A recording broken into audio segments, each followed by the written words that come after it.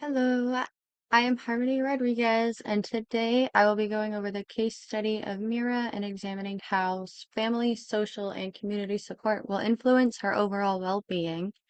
I will also be discussing how I would advocate for Mira if I were her social worker by applying the standards and principles of the National Association of Social Workers Code of Ethics. I will then explain three examples of how community stakeholders could promote Mira's and other like her overall well-being and long-term success.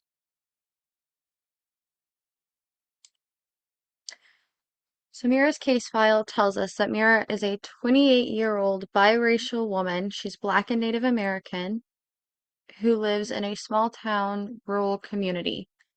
She's currently working towards obtaining her GED, attending therapy, and working full-time as a receptionist at a healthcare clinic in her town. Although she has faced many challenges throughout her life, Mira still works towards bettering herself in many ways, such as maintaining her job, pursuing her GED, attending the gym, and seeking therapy. Mira's biggest influence on her recovery is her support system that stems from her family. Mira's family relationships are strained in many ways. Her father was a driver, so he was in and out of the picture while she was growing up. Whenever her father was at home, he struggled with alcoholism, which caused him to be emotionally abusive towards her mother, and her three siblings. Her mother was more present, however, she worked multiple jobs, which in return made her emotionally unavailable when she was at home. Mira also has three siblings, and the four of them have a close bond. However, it is strained due to the abuse that was endured during their childhood. Even with the strained relationships, there are ways that building up her family relationships could significantly help her through her recovery process, especially with her siblings. If Mira were to pursue building a healthy relationship by setting boundaries and adhering to them, it could boost her confidence as well as motivate her to succeed at obtaining her GED. On the other hand, if these boundaries aren't kept, it could be detrimental because her anxiety and depression could worsen.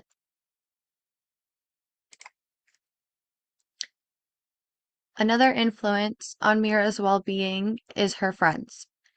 She had a good support system with her coworkers that became friends, and they pushed her to succeed, especially while she was working and obtaining her GED.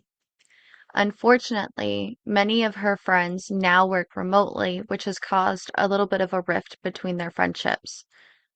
Due to this, Mira has begun to rely more on social media for this social support. Social media has its pros and cons by being a support system because there may be posts that could cause her to compare herself to others, which is unhealthy and could contribute to her anxiety, depression, and loneliness. As a social worker working on Mira's case, I would recommend and encourage her to build meaningful relationships outside of social media.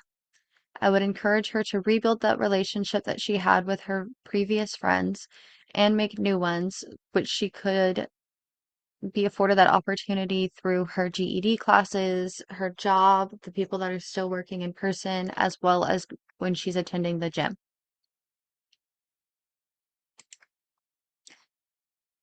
Community support is another influence on Mira's recovery journey. Mira lives in a small rural area. Spezi DeRosis and Nutty express that there are different types of communities which can cause different effects on those seeking community resources. Due to Mira living in a small rural area, this means that there's the likelihood that she faces barriers with having access to what resources she needs. However, her employment does provide her with access to local resources. There are also resources that she may stem from her mother, such as the church, resources that she already currently uses, such as the educational programs, and then resources that she would need, such as food assistance programs. A good community support system could reduce her depression, anxiety, and isolation, as well as increase the sense of hope, resilience, and Mira's confidence. 3 principles of social work found on the National Association of Social Workers Code of Ethics website that would greatly benefit Mira are the importance of human relationships, social justice, and the dignity and worth of the person. Each of these principles would assist the recovery of Mira greatly. By understanding the importance of human relationships, Mira would feel less isolated and would be able to form healthier relationships, which would also play a hand in decreasing her depression and anxiety symptoms as well. Social justice would allow for more programs that offer healthy food at lower costs and support through her GED classes to help her get by. And with Mira being able to understand and see her worth, then she would feel empowered to succeed in all aspects of her life, as well as grow as a person and continue her recovery journey. Three community stakeholders that would benefit Mira and others like her are nonprofit organizations such as food pantries or churches, educational programs that work with employment places to offer sources such as tutoring, career counseling, or flexibility with scheduling between the two, and mental health services such as working with hospitals or clinics to be able to provide access for all of mental health services to the community.